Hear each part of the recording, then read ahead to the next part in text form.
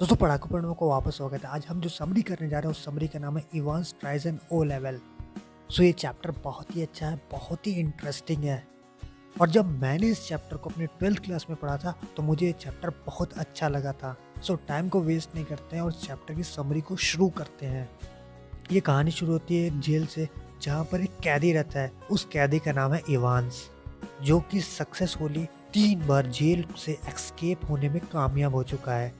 मतलब जेल से भागने में वो 3 बार कामयाब हो चुका है और अब वो 3 महीने से किसी ओ लेवल एग्ज़ाम की तैयारी कर रहा है। कहानी की शुरुआत में गवर्नर ऑक्सफोर्ड एग्जामिनेशन को फ़ोन करता है और कहता है कि मेरे यहाँ एक इवांस नाम का कैदी है, वो ओ लेवल की तैयारी कर रहा है, क्या वो इस साल एग्ज़ाम दे सकता है? तो वो लोग कहते हैं हाँ बिल्कुल दे सकता है, कल आप उनको हमारे यहाँ भेज दीजिए, हम उनको एग्ज़ाम दिलवा देंगे। तो उनसे बात करता है नहीं नहीं नहीं, वो वहाँ आके नहीं दे सकता। तो ऑक्सफोर्ड एग्जामिनेशन वाले कहते हैं ऐसा क्यों, क्या वजह है? तो कहता है भाई वो 3 बार सिर्फ जेल तोड़ के भाग चुका है, हम नहीं चाहते कि वो खतरा मोल ले। अगर आप मेहरबानी करके जेल ही में एग्ज़ाम ले ले तो बेस्ट रहेगा। तो ऑक्सफोर्ड एग्जामिनेशन वाले कहते हैं ओके कोई प्रॉब्लम नहीं, हम जेल ही में ले लेते हैं। अब गवर्नर 2 पुलिसमैन को बुला लेता है, एक का नाम रहता है स्टीफन और एक का नाम रहता है जैक्सन। और वो बताता है कि देखो कल इवांस का ओ लेवल का एग्ज़ाम है, तुम जानते ही इवांस कैसा है, 3 बार वो जेल तोड़ के भाग चुका है और इस बार हम कोई रिस्क नहीं ले सकते हैं। गवर्नर स्टीफन से कहते हैं स्टीफन, तुम इवांस के सेल में जाओ और वहाँ पर जितनी भी नोकीली चीज़ें हैं जैसे नेल कटर, नाइफ, उन सभी को निकाल ले आओ, वो सभी वहाँ से हटा दो। तो भैया जाता है स्टीफन। स्टीफन और इवांस का 36 का आंकड़ा चल रहा होता है। मतलब उन दोनों के बीच में पुलिस और चोर वाली दुश्मनी रहती है। जब स्टीफन इवांस के सेल में पहुंचता है तो वो कहता है इवांस, यहाँ से जितनी भी नुकीली चीज़ है वो मुझे दे दो। वो कहता है अच्छा ठीक है मैं दे देता हूँ, कोई दिक्कत नहीं, लेकिन मुझे पहले शेव करना है क्योंकि कल मेरा एग्ज़ाम है। तो स्टीफन कहता है हाँ शेव कर लो, उसके बाद जो तुम्हें करना है, बाल काटना है, शेव करना है, सारी चीज़ें कर लो, उसके बाद मुझे जितनी भी नुकीली चीज़ है वो मुझे चाहिए। तो भैया इवांस शेव कर लेता है, बाल काट लेता है। उसके सर पे एक गंदी सी हैट होती है। तो स्टीफन कहता है तुम्हें ये हैट नहीं हटानी है? तो इवांस कहता है ये मेरी लकी हैट है, मेरा एग्ज़ाम है। तो स्टीफन कहता है अच्छा चलो कोई बात नहीं। अब गवर्नर इवांस के सेल में माइक्रोफोन लगा देता है। वो सोचता है कि जितनी भी बातें होंगी इवांस के सेल के अंदर मैं सुन सकूंगा। अगली सुबह वो स्टीफन और जैक्सन को बुलाता है और कहता है स्टीफन और जैक्सन, देखो सबसे पहले तुम्हारा क्या काम है। जैक्सन सुनो, तुम बाहर जाओगे, वहाँ पे एक इन्विजिलेटर आएंगे जिनका नाम है मैक्लेरी।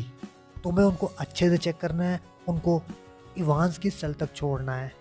तो भैया जैक्सन जाता है, देखता है और पूछता है सर आपका नाम मैक्लेरी? वो कहता है हाँ, आईडी कार्ड चेक कराइए। आईडी कार्ड चेक होता है। मैक्लेरी के पास एक सूटकेस होता है, तो जैक्सन उस सूटकेस को भी चेक करता है। उस सूटकेस के अंदर पेपर होता है, एक बाइबल होती है, नेल कटर होता है और एक रबर की ट्यूब होती है। तो जो नेल कटर होता है उसको जैक्सन निकाल लेता है। वो कहता है सर इसको नहीं ले जा सकते आप। जैक्सन पूछता है सर ये रबर की ट्यूब आपकी सूटकेस में क्या कर रही है? तो मैक्लेरी कहता है देखो यार मेरे को पाइल्स की बीमारी है और ये रबर ट्यूब मुझे देर तक किसी जगह बैठने में मदद रखती है।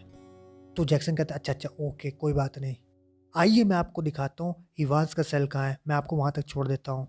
अब चलते समय जो जैक्सन होता है वो नोटिस करता है जो मैक्लेरी है थोड़ा अकड़ के चल रहा है और काफ़ी मोटा लग रहा है ये मैक्लेरी। फाइनली वो दोनों इवांस के सेल में पहुंच जाते हैं। इवांस के सेल से सारी नुकीली चीज़ हटा दी जाती है। वहाँ पे एक टेबल होती है, एक चेयर होता है।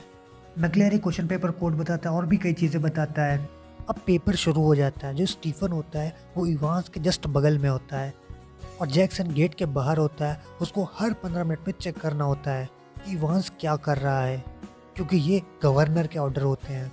इवांस भी चालाक होता है, वो माइक्रोफोन को देख लेता है जो गवर्नर ने उसको रूम पे लगाए थे और वो तेज से कहता है अरे यार ये स्टीफन को मेरे पास से हटा, उसके मुंह से बदबू आ रही है, मेरा कंसंट्रेशन हट जा रहा है बार बार। थोड़ी देर बाद गवर्नर का फ़ोन आता है, कहता है स्टीफन तुम वहाँ से हटिए, तुम भी जैक्सन के साथ आ जाओ। अब तुम दोनों को हर 15 मिनट पे चेक करना है कि इवांस कर क्या रहा है। हर 15 मिनट पे वो लोग चेक करने लगते हैं। जब भी वो चेक करते हैं तो इवांस हाथ में हाथ डाले मुंह में पेन रख के कुछ सोच रहा होता है। थोड़ी देर बाद गवर्नर के पास एक फ़ोन आता है, कहता है ऑक्सफोर्ड एग्जामिनेशन से मैं बोल रहा हूँ, किसी बेवकूफ़ ने पेपर की करेक्शन स्लिप नहीं रखी है, आप क्या बता सकते हैं इवांस को कि उसकी पेपर में क्या क्या करेक्शन करनी है? यहाँ पेपर में नहीं, आंसर शीट में नहीं, क्वेश्चन पेपर में करेक्शन करनी है। आई होप आप समझ गए होंगे। तो गवर्नर को थोड़ा शक होता है, वो कहता है यार एक बार मैं चेक कर लेता हूँ। तो फ़ोन करके जब दोबारा फ़ोन करता है तो एंगेज फ़ोन आता है। तो गवर्नर कहता है यार मैं कुछ ज़्यादा ही सोच रहा हूँ, एक तो मैंने माइक्रोफोन भी लगाया है, जैक्सन और स्टीफन भी खड़े हुए हैं, मैं ज़्यादा ही सोच रहा हूँ। जो भी करेक्शन होता है क्वेश्चन पेपर के अंदर, जैसे जी नहीं लगा होता है, कहीं पर कुछ नंबर गलत होता है, सारे करेक्शन हो जाते हैं। 15 मिनट बाद फिर चेक करते हैं तो वही उसका पोस्चर रहता है, मुंह में पेन डाले ऊपर सर रख के कुछ सोच रहा है इवांस। फिर जब अगेन 15 मिनट बाद चेक करते हैं तो अचानक से इवांस के ऊपर एक ब्लैंकेट आ चुकी थी। तो स्टीफन जैक्सन से कहता है अरे यार इसके पास ब्लैंकेट कहाँ से आई, ब्लैंकेट क्यों ओढ़ रखा है, मेरे को लग रहा है ना ये ब्लैंकेट से मैक्लेरी है उस पर हमला करेगा इवांस और हमें चकमा दे के भाग जाएगा। तो जैक्सन कहता है ऐसा कुछ नहीं है, जो सेल है वहाँ पे धूप कम आती है ठंड की वजह से, उसने ब्लैंकेट ओढ़ ली हो, इसमें कोई इशू नहीं है बड़ा। चलो अच्छा ठीक है कोई बात नहीं, वैसे भी हम बाहर खड़े तो हैं ही। अब आखिरी के 5 मिनट बचते हैं, एक फ़ोन आता है, जैक्सन उस फ़ोन को उठाता है, पिकअप करता है और कहता है यस सर। सुनो जैक्सन, तुम्हें मैक्लेरी को दोबारा वहीं छोड़ के आना जहाँ से तुम उनको पिकअप करे थे, और स्टीफन को मेरे पास तुम जल्दी भेजो। Yes sir, okay sir, no problem, अभी भेजता हूँ। स्टीफन जाओ, सर बुला रहे हैं। अब जैसे ही पेपर खत्म होता है मैक्लेरी तुरंत बाहर आ जाता है और वो गेट अपने आप लॉक कर देता है। जैक्सन सोचता है अरे यार मेरे को तो कहा गया था अंदर से मैक्लेरी को लेके आना, गेट लॉक कर देना, इन्होंने तो पहले ही लॉक कर दिया, चलो कोई बात नहीं। जैक्सन कहता है चलिए आइए मैं आपको बाहर तक छोड़ देता हूँ। मैक्लेरी कहता है ओके श्योर चलिए। और वापस आते समय जो जैक्सन होता है वो अगेन नोटिस करता है, पहले तो ये बंदा अकड़ के चल रहा था लेकिन अब उतना अकड़ के नहीं चल रहा है और ये थोड़ा पतला भी लग रहा है। फाइनली गेट के पास पहुँचते हैं, कहता है बाय बाय, कोई बात नहीं, चलिए थैंक यू। जैक्सन सोचता है चलो अब चलते हैं इवांस के सेल में, देखते हैं वो क्या कर रहा है। अब जैसे ही जैक्सन वहाँ पहुँचता है वो उस सेल को देख के पूरी तरीके शॉक में रह जाता है। अब वो शॉक क्यों हुआ वो बताता हूँ। जैसे ही वो अंदर पहुँचता है वो देखता है एक बंदा है, वो लेटा हुआ है और उसके सर से खून निकल रहा है। जल्दी से उसके पास पहुँचता है, देखता है, चेक करता है तो निकलता है मैक्लेरी, ये तो मैक्लेरी है। अब वो तुरंत जनरल को कॉल करता है। जनरल जब वहाँ पहुँचता है जैक्सन उसको पूरी कहानी बताता है। तब तक स्टीफन भी आ चुका होता है और जनरल कहता है स्टीफन तुम कहाँ थे? तो स्टीफन कहता है अरे सर आप ही ने तो मेरे को बुलाया था। मैंने तुम्हें बुलाया था? मैंने कब तुम्हें बुलाया? तभी पीछे से आवाज़ आती है मैं जानता हूँ वो कहाँ भागा है, मैं जानता हूँ वो कहाँ भागा है। जनरल कहता है जल्दी पानी लाओ, इनको बैठाओ, क्वेश्चन पेपर लाइए, क्वेश्चन पेपर लाइए, मैं जानता हूँ कहाँ भागा है वो, क्वेश्चन पेपर। जनरल कहता है क्वेश्चन पेपर लाओ, जल्दी लाओ क्वेश्चन पेपर। क्वेश्चन पेपर जैसे ही आता है वो कहता है ये यहीं भागा है, यहीं भागा है, क्योंकि उसके पीछे मैप बना हुआ था और ये मैप को बहुत देर से देख रहा था। अरे सर आप चिंता ना करिए, हम उसको पकड़ लेंगे, आप सबसे पहले हॉस्पिटल जाइए और वहाँ पर अपनी पट्टी करवाइए, आपके सर से खून निकल रहा है। अरे नो प्रॉब्लम, मैं चला जाऊँगा, आप उनको पकड़िए, उसको पकड़िए, वो वहीं भागा है, वहीं भागा है। जनरल कहता है हाँ हाँ पकड़ लेंगे। जैक्सन और स्टीफन सर को जाओ, सर को सबसे पहले हॉस्पिटल छोड़ना और सर जहाँ कह रहे हैं वहाँ पर जाओ और देखो क्या इवांस वहाँ पर है। Yes sir. अब जनरल पूरी जेल में अकेले रहता है। अब वो दिमाग लगाता है अरे यार मैंने माइक्रोफोन लगाया, इतनी कड़ी पाबंदी लगाई, सब कुछ किया, लेकिन फिर भी ये भागा कैसे। जनरल एक डिटेक्टिव को कॉल करता है, डिटेक्टिव को सारी बात बताता है। डिटेक्टिव कहता है यार तुम कुछ मिस कर रहे हो, कुछ मुझसे छुपा रहे हो, कोई बात है। ठीक उसी प्रकार जैसे एसीपी कहता है दया से दया कुछ गड़बड़ है, दया दाल में कुछ काला है, एक बार फिर से पूरी बात बताओ, कुछ तो मिलेगा, तुम कुछ भूल रहे हो, तुम कुछ भूल रहे हो। जनरल कहता है हाँ हाँ एक करेक्शन स्लिप आई थी। तो डिटेक्टिव कहता है यार उस करेक्शन स्लिप को लाओ, जल्दी लाओ। करेक्शन स्लिप में जो करेक्शन थी वो GH 212 थी। अब डिटेक्टिव अपना दिमाग दौड़ाता है, दौड़ाते दौड़ाते वो क्रैक कर लेता है इसका मतलब क्या है। वो कहता है ये जो इवांस है ना ये गोल्डन लॉयन होटल में 212 रूम नंबर पे छुपा हुआ है। अब डिटेक्टिव शॉक हो जाता है, वो कहता है 212 ये क्या मतलब, आप क्या कहना चाहते हैं? मैक्लेरी तो कुछ और कह रहा था, वो मैप की तरफ इशारा कर रहा था। जनरल जैक्सन को फ़ोन मिलाता है, हाँ जैक्सन कहाँ पे हो? सर उस जगह से वापस आ रहे हैं, वहाँ पर कोई ऐसा कोई जगह ही नहीं है। और मैक्लेरी कहाँ है? अरे सर वो तो बीच रास्ते में उतर गया, वो कहने लगा कि मैं यहीं से हॉस्पिटल चला जाऊँगा। अब जनरल हॉस्पिटल में फ़ोन मिलाता है तो पता चलता है हॉस्पिटल में इस नाम का तो कोई बंदा ही नहीं आया है। अब जनरल पहुंचता है गोल्डन लॉयन होटल में। जैसे ही वो वहां पहुंचता है तो वहां जो बैठी रिसेप्शनिस्ट है उसको देख के मुस्कुराती है, वो भी स्माइल कर देता है। फिर वो ऊपर चला जाता है इवांस के कमरे में।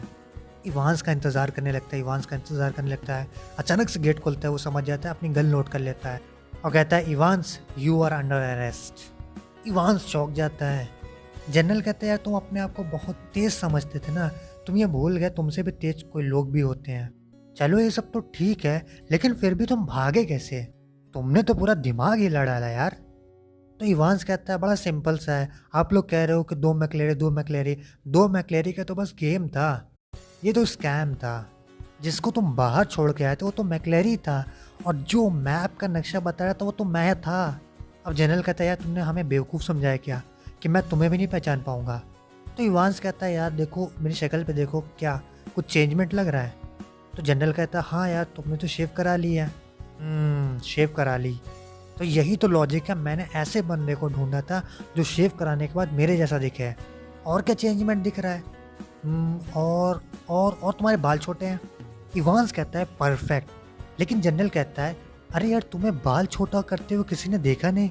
देखोगे भी कैसे, मैंने हैट जो लगा रखी थी। लेकिन जो मैक्लेरी था वो तो थोड़ा मोटा था। रुको रुको, उसका भी राज बताता हूँ। रूम में जब हम लोग थे अंदर जेल के, तब हम लोग कपड़े चेंज कर रहे थे। जो मैक्लेरी था वो अंदर से 2 कपड़े पहन के आया था, इसी वजह से वो मोटा लग रहा था।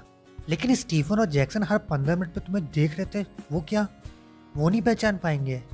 नहीं नहीं, उसका भी बंदोबस्त मैंने कंबल से कर दिया था, मैंने कंबल ओढ़ लिया था। अच्छा फिर ये खून कैसे आया? तुम फिर भूल रहे हो, सूटकेस के अंदर रबड़ जो था उसके अंदर पिक का खून था। जैसे ही मौका मिला मैंने वो खून लगा लिया। और तुम तो शातिरों के शातिर हो। लेकिन यार पुलिस वाले भी कुछ कम नहीं है, चलो यार जेल चलो चलो। वो वापस आता है तो रिसेप्शनिस्ट उसको आंख मार देती है। अब एक बाहर पुलिस वैन आती है और इवांस को उसके अंदर डाल दिया जाता है। अब जैसे थोड़े आगे होती है वैन, तो इवांस कहता है, अरे यार जल्दी हथकड़ी खोल और उस तरफ ले लियो। कुछ समझेगा इस, यहाँ पर इवांस फिर से भागने में कामयाब हो चुका है। मतलब जो पुलिस की वैन आई थी वो नकली वैन है। अब आप सारे लोग सोच रहे हो ये कैसे हुआ? और जब इवांस को पता ही था कि जनरल यहाँ पे आने वाला है, तो इवांस यहाँ रुका ही क्यों? मैं बताता हूँ। जो रिसेप्शनिस्ट थी वो आंख मारी थी, वो जनरल को आंख नहीं मारी थी, वो इवांस को आंख मारी थी। मतलब रिसेप्शनिस्ट भी इवांस से मिली हुई थी और ये वो कहना चाह रही थी कि सर आपका काम हो गया। तो भैया इवांस फिर से भागने में कामयाब हो गया। इसकी समरी, अगर समरी अच्छी लगे तो उसको लाइक शेयर और सब्सक्राइब करना ना भूलिएगा चैनल को। और इसके इंपॉर्टेंट क्वेश्चन अगली कुछ वीडियो में आपको मिल जाएंगे। See you my next video, bye bye, take care.